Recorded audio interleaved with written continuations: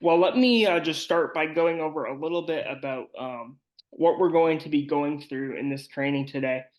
So we started with our welcome, and now it's the 6:05 or a little bit later schedule overview. And we'll start that, and that's just basically going week by week through the rooted schedule and just explaining a little bit about what the flow is going to look like week by week, what the expectations are for you as a facilitator or a host, and just different things to expect throughout the rooted process. That's a lot of talking and hopefully back and forth. So I think everybody will be ready for a break by about 7:15. So we'll take a 15-minute break and then we'll do a little bit of my Bethany training, which is the church database software that we use here at Bethany Church to record attendance and to do some other things. So I'll show you a little bit about that. And then if there's anyone who's looking to schedule a group or just has some follow-up questions, I'll be here from 8 until about 8:30, and then we'll just wrap up in prayer. So that's a little bit about the agenda for today. And I should say too, right at the start, if you have a question, don't feel like you're interrupting me. Just unmute and ask your question, and I'll be happy to answer it. So let me just start by showing a little video from someone who went through the rooted study at a different church and a little bit about her experience.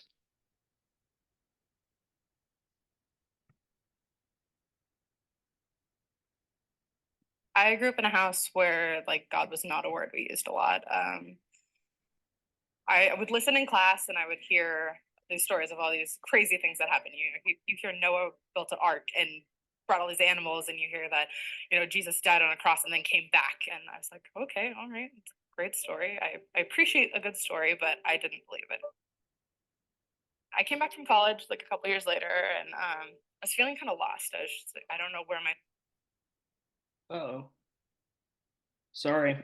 Um, jump back in here.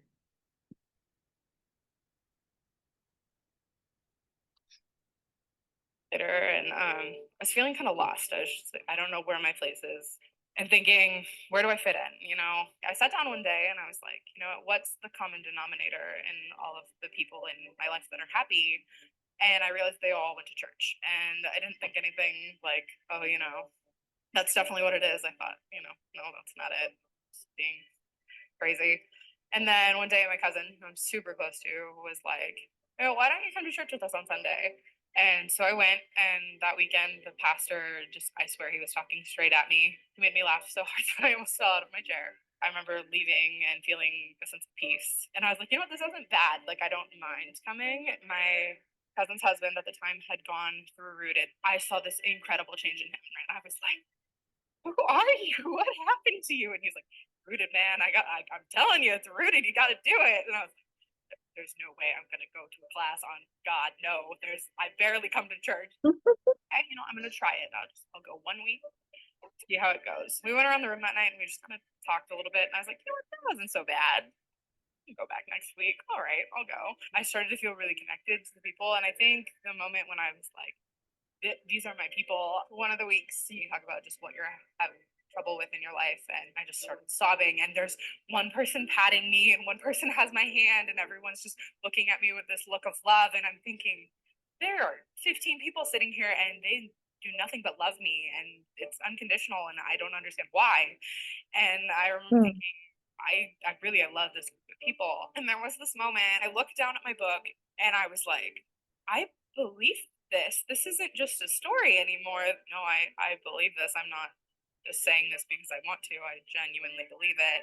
So whereas before I was feeling alone and like I really didn't have a purpose or a place, through God I have this community of people who love and care about me. I have the strength just from Him and through everyone around me, and it's a great feeling. Well, that's the sort of life change that we hope to see happen in each of your groups throughout the rooted study. And I would imagine since you find yourself in this Zoom tonight and said, sure, I'll step up and facilitate, or sure, I'll host a group, that at some point along the way in your own faith journey, you've had a similar experience to Debbie, and you want to provide that to other people as well. So let's talk a little bit about the schedule for Rooted. What are the expectations of you as a facilitator or host? And what's this study going to look like and how we're going to get this off the ground? So let me go to the next slide here. So the Rooted study is about 10 weeks long and is really centered around two things: information and experiences. The way that Rooted builds itself in talking with some people who are kind of in charge of the training for Rooted and helps churches really prepare for that well is that Rooted is both rhythmic and experiential. And here's what I think they mean by that. You have a lot of information that we're going to be talking about over the course of this study. The sermons that we talk about on Sunday mornings, the devotions that you'll read in your book, some of the conversations you'll be having. There's a lot of information in this study. But along the way, you're also going to be taking part of in three experiences that will help give life to some of the information that you're learning and the rhythms that you're practicing. So Rooted is both rhythmic and experiential. And where those two things intersect is where transformation happens. And that is really the goal of the Rooted study is transformation. So let's dig a little deeper and kind of do a week by week view of what to expect and look forward to, especially in those early weeks. And we're going to be spending a lot of time tonight looking at week one because we really want these groups to get off the ground well. Um, a lot of studies say that a person's week one experience in a small group is what keeps them coming back week after week. So we really want that week one to be a great environment for people and say, this is a study I want to come back to for the next 9 weeks of my life. So we'll be talking a lot about week one and how to get your groups off the ground well. Any questions on that before I move on? Great. So before we kind of jump into the actual Rooted study, the first large group gathering we'll be talking about as a church is our Rooted kickoff happening at our night of worship on January 28th. We're calling this night of worship This is Life, which is going along with our most recent sermon series. This is where the participants will pick up their books. Pastor Bruce will share a little bit about the vision of Rooted and a little bit about the night of worship as a whole, and we'll spend some time in worship together and celebrate the launch of Rooted. There's no meetings for your group that week. Uh, the first meeting will happen the week of February 4th. So the only thing that we may ask of you as facilitators and hosts on that night is that you might be able to pick up books for people who aren't able to attend that worship night for your study. We understand that this is just a few weeks away, so and on a different night that many groups might meet. So if you're unable to attend the study or the kickoff yourself, please let me know so we can coordinate another time for you to potentially pick up books for those in your group. Does that make sense? Any questions on our night of worship? Brett, I have one question. What time is that on the 28th? Yeah, it's 5 to 7 on Thank the you. 28th. Great. So after the night of worship, that kind of brings us to week one of our Rooted journey, which is your first group meeting. This will happen on the week of February 4th at your specified meeting time in your specified meeting location. And really, that first meeting is kind of a get to know you kind of session. It's a place where you can begin to establish what your group is, laying out some of the foundations and expectations, and getting to know each other better. You'll see in the facilitator guide that I'll be giving to you at some point. The people who were there at the Saturday training received that facilitator guide. Maybe we can leave those at next steps for some of you to pick up. So we'll leave those for you if you have those if you're here today and didn't pick one up on Saturday, we'll have those guides for you in the next few weeks. But you'll see in that facilitator guide when you receive it that the week one looks slightly different than what I just described. Sometimes churches do their first meeting and the kickoff or vision night in the same night together. But we decided as we were kind of thinking through Rooted to split it up to give your group more time to get to know each other and establish a more normal routine. And you'll see that the facilitator guide gives you a breakdown of where to go, what questions to ask, and what details to remind your group of every week. So that's a little overview of week 1, but let's go over kind of the nitty-gritty schedule of what that first week will look like. So you'll see each week we'll start with an icebreaker question, and there's some sample icebreaker questions in the appendix of the facilitator guide. But personally, while these are good and thought-provoking questions, I think they're a little too deep for a new group or for our first week, and something you might want to ask towards the middle or the end of your study, where people get to know each other a little better. Asking deep questions right away without establishing trust is actually kind of a negative rather than a positive for groups. So if your group is meeting for the first time, I would encourage you to start with something more light. And I have a few examples. What is the favorite place you've traveled and why? What book, TV show, or movie are you watching or reading right now? Why do you like it? And if you could travel across the country with any person, living or dead, other than Jesus, who would you choose and why? That's one that my students love. So I'm sure you can come up with some of these yourself, but the key to a good icebreaker and the key to really any question that you ask in your groups is that they're open instead of closed. If you ask me what's my favorite place I've traveled to, I'd probably say Israel. But it might be easy for you to hear that answer and kind of move on to the next person. But a purpose of an icebreaker question is really to get people talking. So you want to include the why. So what I'm going to ask you to do now, and it's a little awkward via Zoom, but just spend a few minutes talking with each other about some different icebreaker questions and kind of brainstorming a couple different ones. So what are some different icebreaker questions that you could ask maybe that first week? If you had a superpower, which one would you want? I like that I one. work with preteens, sorry. Yep. If you had a superpower, what one would you want? You want to fly or do you want to read people's thoughts? Yep. What might you be working on for a passion project right now, or what's your hobbies? What are your hobbies? Yeah, what's your Mm. passion project or what's your hobbies? That's a good one. If you could go back in time 10 years, what would you change and why? Yeah, that's a good one. And we'll definitely get people Like it. talking. Good If you one. could go back 10 years and change something about yourself, what would you change and why? That's a good one. My preteens would change. I found the people love to talk about things like what is their favorite movie or what is their favorite book that has spoken to them, and why that particular book or why that particular movie is one that they are fascinated by to answer to. Yep. One that came up on Saturday was, are you a cat person or are you a dog person? That one will probably spark a lot of debate, but we'll definitely get people talking. Anything else?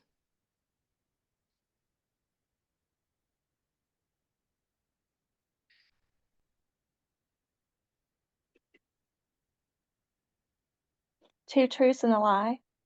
Yeah, That's a two fun truths game. and a lie. That's a good one. And really helps you get to know your group better. Yeah, and you may learn some things about your group members that surprise you. So that's a good way to start your conversation for sure, and it'll definitely get people talking. That's a great start, and hopefully now you have a few more icebreakers to choose from in your first couple of weeks. You'll want to start with an icebreaker every week to get people talking and get to know each other better. And this first week, you'll want to pair your icebreaker with some of those questions that you'll find in week 1 of your facilitator guide.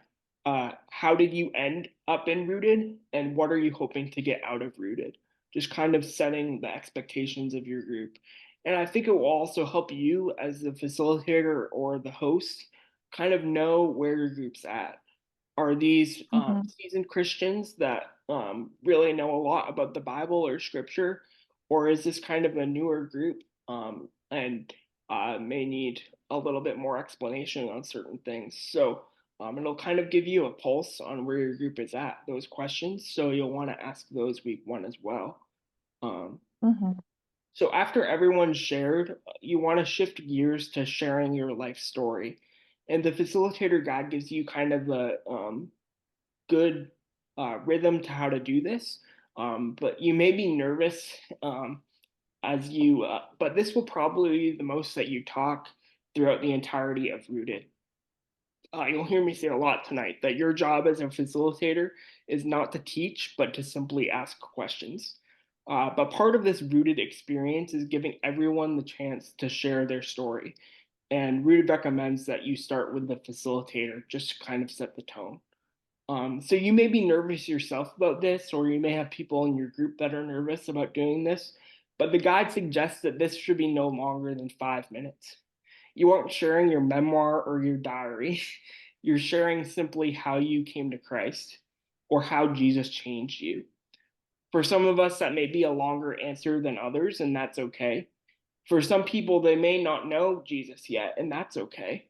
The goal of sharing these stories is to prepare people to share their story with others that we'll be discussing towards the end of the study. So it's just giving them the opportunity to do that in a smaller group of people so that they'll start to become more comfortable sharing their story. So after you share your story in week 1, you'll want to invite a volunteer to share in the next week. If you're facilitating as a couple or have a co-facilitator, have them share week 2. It gives your group a couple of weeks to start feeling more comfortable with each other and then be more willing to share possibly. So depending on the size of your group, you may need to double up towards the end of your study to make sure that everyone has a chance to share. But any questions you have about sharing your story?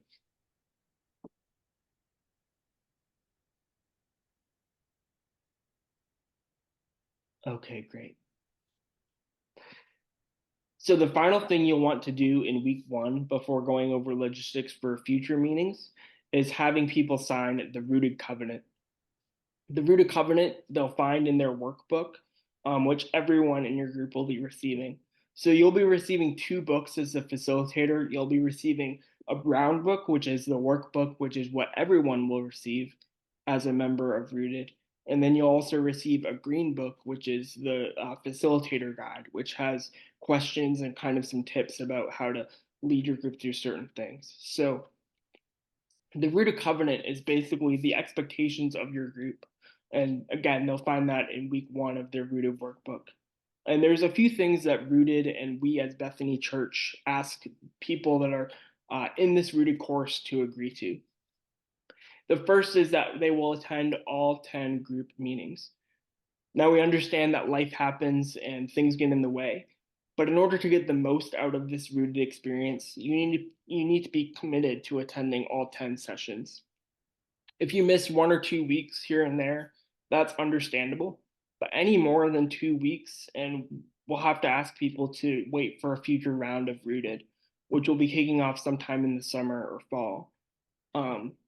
So the way that we've built Rooted as Bethany Church is we've built a couple of extra weeks into that Rooted study to give your group a couple of weeks to maybe not meet. We have Easter coming up as part of this 10-week cycle, so you may decide not to meet that week. And we also have February school vacation. So those are 2 weeks that you may decide not to meet as your Rooted group. But as a church, we've really designed Rooted to be flexible. So if your group decides to take 10 more than those 10 weeks for the Rooted study, that's completely fine with us. So if you as a facilitator or host can't make it to a session of your group, please let me know. If it's like a school break or a holiday, or some others in your group may be away, you may want to cancel that week and resume the following week. But any questions on scheduling for those 10 weeks for Rooted?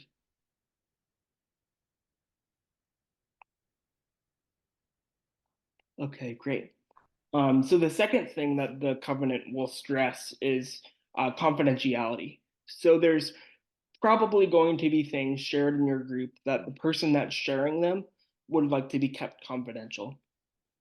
And we want to honor that, and we need to remind our groups to honor that as well. You want to create a space and a group culture where everyone feels comfortable to be open and honest about what they're struggling or going through. However, as the group facilitator or host, if you feel like something is shared that needs to be communicated with the church for any reason, please let me or a campus pastor know. So, what questions do you have about the rooted covenant or anything else we've discussed so far?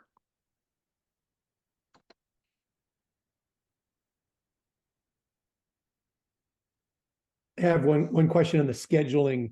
When we decide what we're going to do schedule wise, we decide we're not going to do 10 weeks, we're going to do 11 because we're going to take time off. Do you want us just to come back to you and let you know what the group has decided so you guys are aware of that? Yeah, so there's a way when you're taking attendance to mark that your group hasn't met, and you can do that. If you're deciding like we want to take 15 weeks or 12 weeks or something like that to finish this study, that's something that we probably would need to know, especially if you're meeting at the church, just so we have the room and resources available. But like we said, we want this to be flexible. So yeah, just let us know if your group decides to take longer than the 10 weeks. Will we find out as part of this training who the other hosts and facilitators are for each campus, or is that something that'll kind of be worked through later? Yeah, so a lot of the hosts and facilitators are already in place. There are a few people, specifically in Raymond, that I'm talking to about um, pairing up potentially. So we can talk about that later on in the training, but um, yeah, we'll talk about that going forward because I know you signed up to be a host and don't necessarily have a facilitator partner yet. So we can work on that. Okay, great.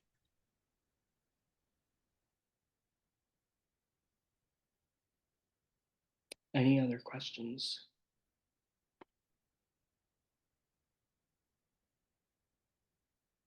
Okay. So after you sign the rooted covenant as your group, um, there's a few logistics that you'll want to cover that first week. The first will be explaining a little bit about the rhythm that the daily devotions that you'll be going through with Rooted looks like. So let's talk a little bit about that. So you may have some other daily devotions or a devotional plan that you go through on a daily basis, or you don't feel like you have the time to commit to reading every day. But from my experience going through Rooted as a staff and doing it again myself to prepare for Rooted, it's really not as big of a commitment as you might think. It's really about 10 to 15 minutes a day on average is the length for those devotions. So there's 5 devotions per week, and they typically consist of a quick reading, some questions to reflect on and journal about, and some time for prayer. But an important piece to stress with your group is that these daily devotions aren't homework. So if you think back to high school or college, we've all been in a class where you've been cramming an entire week's worth of work in about 2 hours before the class. You get the work done, but you probably don't get the most out of it. The same principle applies here. You could do all 5 daily readings 2 hours before your group meets and get them done, but you probably won't get the most out of them. At the same time, we understand again that life happens and that there will be weeks where you may miss a devotion or two or come back to it later, and that's okay. The important thing is that you're building the rhythm and encouraging your group to build the rhythm of having time to connect with God. Because these devotions, they aren't something that we need to check off, but it's time daily to connect with God. So that's kind of the rhythm for the daily devotions. And really, again, your job as a group facilitator is just asking questions. It's not teaching, it's not talking to people for 45 minutes to an hour. It's asking questions and leaving the floor open for them to process and think about the topic for a week in the deeper way. The question came up in the Saturday training. As a facilitator, how many hours a week would I be having to prepare outside of group? And my answer to that would probably be about 1 to 2 hours a week, to read through the facilitator guide, maybe read through the daily devotions, pick out a few questions from those daily devotions that you want to ask your group, and then just praying for your group and bringing it before God and just asking Him to give you wisdom about leading the group well. So, really, about 1 to 2 hours a week is what I would say for the extra commitment from a facilitator. Mhm. Does that make sense? Yes. Okay. Definitely, yep. So we already talked about icebreaker questions, questions designed to get your group talking. But a good question to go through after icebreaker in weeks 2 to 10 would be, what stood out to you from the daily devotions this week? When I'm training people or facilitating small groups, um, we already covered open versus closed questions. A question like, did you like the daily devotions this week, may give you some answers. It may get you a yes or a no. But a question like, what stood out to you from the daily devotions this week, encourages a longer and a more detailed response, which is really what we want. So after laying the groundwork for devotion, set some housekeeping notes. It's up to you as the facilitator or host whether you want to provide snacks every week or whether you want to have a list for your group to bring snacks. We don't want the burden for snacks every week to be on the facilitator or the host. So you may want to consider sharing the burden for snacks, but I would encourage you to try to have snacks every week for your group, because at least in my experience with students, food gets people talking. So you'll want to have snack every week, but be sure to check for allergies as well. So also ask people to bring their schedule to the next meeting, because you'll be talking about your two experiences that meet outside of group time, your prayer experience and your serving experience. And we'll talk more about those in detail in a few minutes. You may also want to go over meeting times with your group. As expressed earlier, there's a few weeks where you may not be able to meet for various reasons. From the Heart, our annual women's conference is happening this year on Wednesday, March 20th and Thursday, March 21st. So if your group meets on a Wednesday or a Thursday, you may want to consider pausing that week and giving your group a chance to go together. So whatever structure you decide, make sure you communicate with your group with ample notice. And we'll be talking about ways you can communicate with your group in the next session. But you want to close your group every week with prayer. We want prayer to be a regular rhythm that's built into these groups. So make sure to close in prayer every week. There's a couple ways that you can do this, and you may want to mix it up as the study goes along. Engaging in a regular routine of prayer allows us to set aside time to listen for God's voice and develop a posture of dependence on Him. But you may want to start your first weeks of the study with something like prayer partners. Pair off people in your group, ideally not someone they came with, where they can spend time hearing about one another's needs and praying for each other. This may be awkward for the first couple meetings, but eventually it will become more comfortable. You could also try something like group prayer, where you sit in a circle and you have people share the request out loud and ask for volunteers to pray for that request. And once it's done, you can close the group in prayer. After a few weeks, you may want to try different types of prayer. Journaling prayer or individual prayer would also work well. Engaging people in different methods of prayer helps them understand better what works for them. Any questions on prayer or devotions?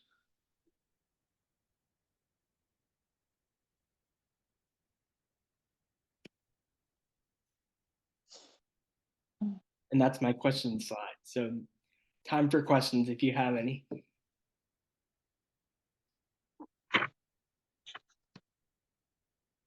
Awesome. So moving forward, you'll see that weeks 2 to 10 follow a very similar structure. There's a mix of discussion questions from the guide and questions you can choose from for devotions. Remember, we're not teaching the devotions. We're not going over what Pastor Bruce mentioned in his sermon. We're asking questions and inviting people to respond. So with that in mind, here's the structure for weeks 2 to 10. You'll start with a welcome and an icebreaker. Then you'll have people share life stories, 1 or 2 per week, depending on the size of your group.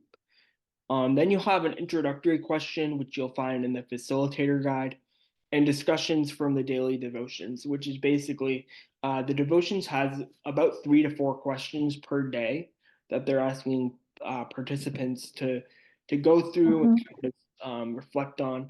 So as a facilitator, you'll choose 3 or 4 of those that kind of stand out to you, and you'll pose those to your group as part of the discussion time. So those are the questions from the daily devotions that you'll be asking your group, and then you'll want to close your group in prayer. So with that typical structure out of the way, let's go over a few of the experiences from Rooted that makes Rooted unique from a typical Bible study program. There are 3 experiences that Rooted asks everyone to go through during their time together. The prayer experience happens at the start of week 3, but before the start of week 5. The freedom from strongholds experience happens during your regularly scheduled Rooted time in week 5. And the serving experience happens sometime between April 6th and April 13th. You'll notice in the facilitator guide that the serving experience happens a little bit earlier in the course of Rooted, but because of weather here in New England and some different events we have on the church calendar, we decided to push the serve experience to later in the spring. So that's why you'll see it happen in that April 6th to April 13th window. And we'll talk a little bit more about what that looks like. But let's start by looking at the prayer experience. So as I mentioned, the prayer experience time meets outside of your regularly scheduled group time. And in those experiences, it's probably the one that's the most flexible. Rooted recommends that this starts after the start of week 3 and before the start of week 5, and typically recommends about 2 hours to have this experience with your group.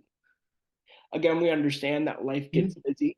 So if you're finding that you can't fit this time into the 2-week recommended window, we understand. All we ask that you have some time within Just your. make sure you do not flip the switch that's already up. You're not muted. Sorry.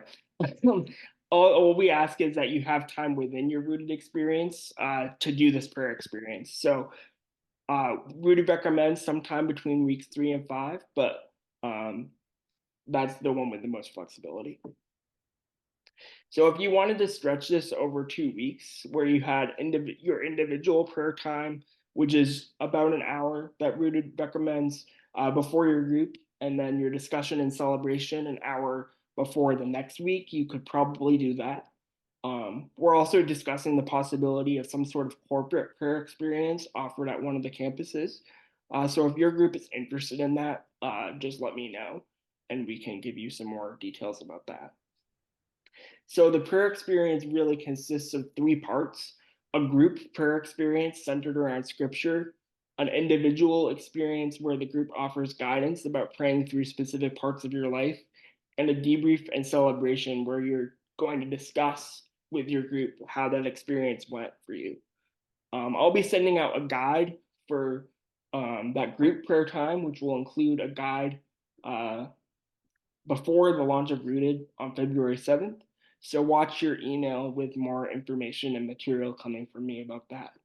But Rooted does a pretty decent job about preparing facilitators to walk through that prayer experience. But feel free to reach out to me with any questions or concerns.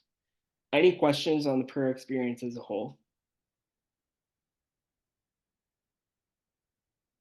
Yeah, Brad, I just want to be sure I'm clear on what you're saying. So there's a prayer time outside of the the group time Mhm. where your group meets just for the purpose of prayer?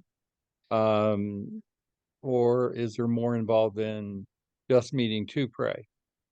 Yeah, That's so what I'm not really clear on. so it's outside of your typical group time. So let's say your group met on Thursday afternoons, and you could meet on like a Sunday night to do this prayer experience. So it's outside of those normal 10 weeks of group time. And there's time within that prayer experience to pray as a group, pray for different needs, and pray through scripture. And that's the guide that I'm going to be sending to you before the start of Rooted. So you'll have that and you can look through it. And then there's time for you to go off individually and pray about different needs in your life or just different things going on around the world. So Rooted does a pretty good job of kind of listing off uh, a dozen to 2 dozen things for people to pray through during that time. And then after that time, you gather together and you kind of debrief that experience. Okay. So I have a question. If you were going to not skip a week, could you just make one of your middle weeks at prayer time? If everybody has like crazy schedules and they could only be there one time? Yeah, I mean, Rooted recommends that you have all 10 weeks devoted to that same rhythm of the icebreaker and the small group questions in that same rhythm that we just discussed.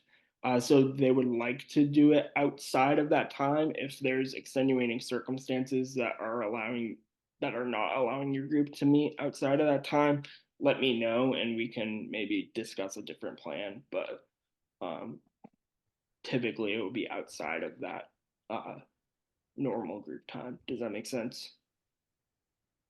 Yeah. I think and I don't mean to speak for you, but I think what she was asking was, since we have an extended time window with extra weeks for flexibility, if you just kept your normal meeting time, but used that week as the prayer week. Oh yeah, for sure. Right. Okay, that's what you were Okay. asking. Yeah, definitely. Yeah, You yeah. you could just go an extra week. Totally, for sure. That makes a lot of sense. So yeah, you could say, hey, we're gonna pause between weeks 3 and 4, and we're gonna do our prayer experience, and then we're gonna continue on the next week. Yeah, you could totally do something like that. That's a great idea. Okay. Yeah, thank you. Any other questions about that prayer experience?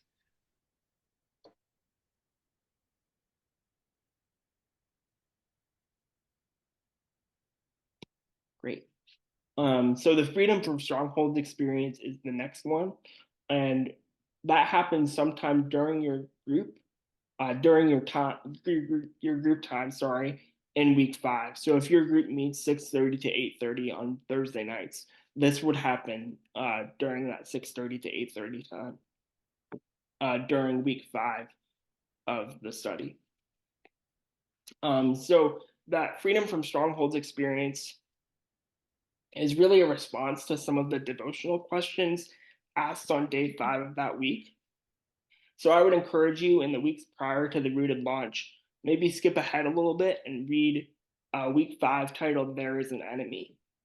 Day 5 of that week asks people to honestly identify a struggle or an experience that they've gone through in their life. This could be anything from bitterness to feelings of needing to be in control to feelings of fear. Rooted recommends that you split up by gender to provide a safe space for those discussions. Now, a few logistics that we need to cover here. If you're leading a group as a couple, this would be easier for you, but it does mean that you need to find 2 locations wherever you meet for that week. If you're leading Rooted with just one person, that may be a little bit more challenging if you have a mixed gender group. Um, for those where this applies, that would mean you would need to find someone in your group of the opposite gender who would be willing to facilitate that discussion. If you don't feel like anyone in your group is ready for that kind of role, let me know and we can coordinate either someone coming into your group that week or providing a different sort of approach. But by week 5, you'll have a better understanding of your group dynamics, and you may decide that splitting up by gender isn't the best approach for your group. If you feel like this experience may not be the best fit for your group as a whole, due to your group dynamics, let me know and we can adjust that accordingly. But there may be people in your group who aren't comfortable sharing that kind of struggle publicly, and that's certainly okay. And it should be respected, as we noted with the confidentiality earlier. Either myself or Dan Elliott, who will be assisting me with Rooted, will be meeting with you to make sure that you feel prepared for this experience. Questions on the Freedom from Stronghold experience?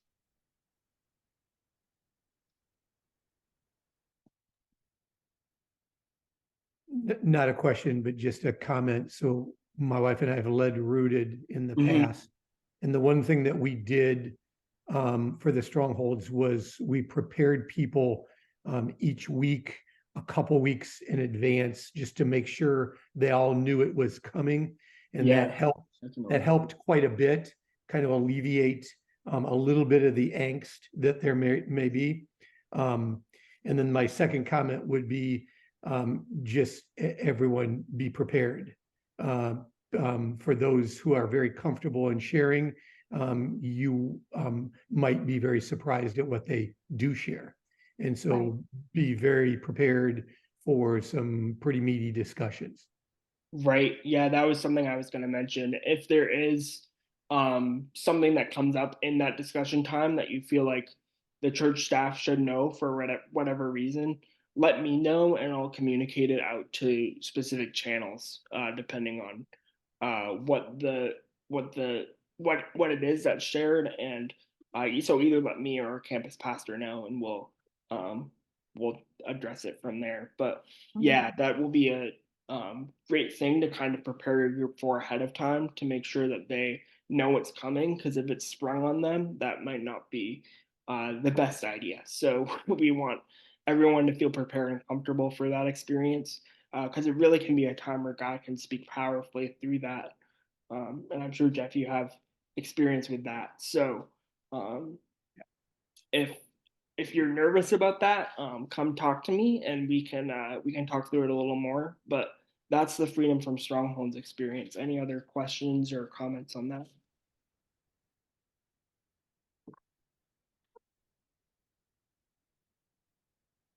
Okay, great.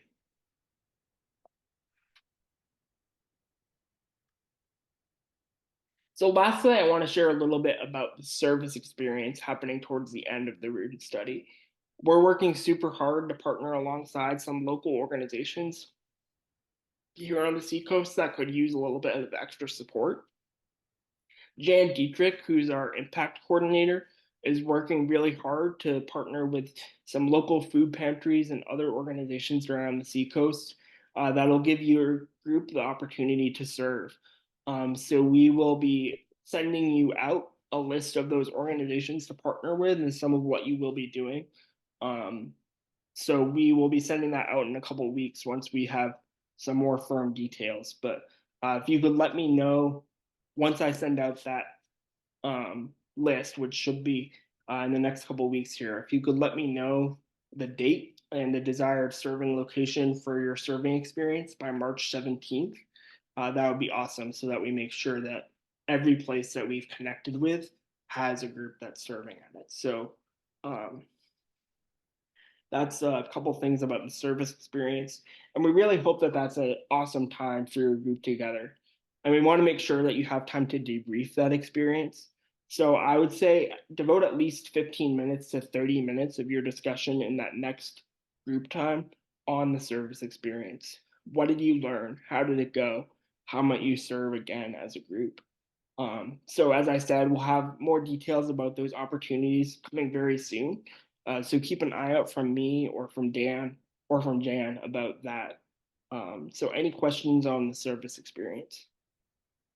Let me make sure, this is Brad, make sure I understand what you're saying. The church or the Rooted enterprise here is going to have a list of service activities or organizations that we should choose from, not freelance with other ones, but take it off that list, figure out a time when the group can go, let you know when that is, and when these opportunities, group A, B, C, and D, will they say, here's what we do, here's what the activity would require, and here's when we need you? Yeah, then we'll so, choose so from the that? organizations that we're partnering with will have specific tasks for your group to do, and I'm sure they'll have different training about how to do those types of things. So yeah, we'll have a list of those opportunities. If you have a specific organization that's really kind of near and dear to your heart, let us know, and maybe we can try to uh, tailor that specific organization to your group. But they're just different food pantries around the area that Jan knows a lot about and has worked with in the past that need a lot of help that time of year. So um, it'll probably be a lot of yeah, those food pantries, but also if there's someone in your neighborhood that maybe is needing some extra help, maybe with yard work or things like that, you could definitely do that as well. So it really is up to your group what you decide to do for your service experience. Um, but if you have something that's beyond the scope of the different things that we offer, let me know and we can work with you on that. Thanks. As we're kind of creating those partnerships with the food pantries and other opportunities, it would be good if they could create some kind of margin so that some groups could elect to pick their own service opportunity. Like I'm hoping that they're not committing every rooted group to using one of the ones that are suggested. No, yeah, I think there's room for whatever your group decides in there as well. So Okay, cool. we would ask that it happens sometime during that week, just so that everyone's doing it the same week. But again, there may be an organization that you know of that isn't available that week, and we can work on that. So Okay. we can just be in communication about that. Any other questions on the serving experience?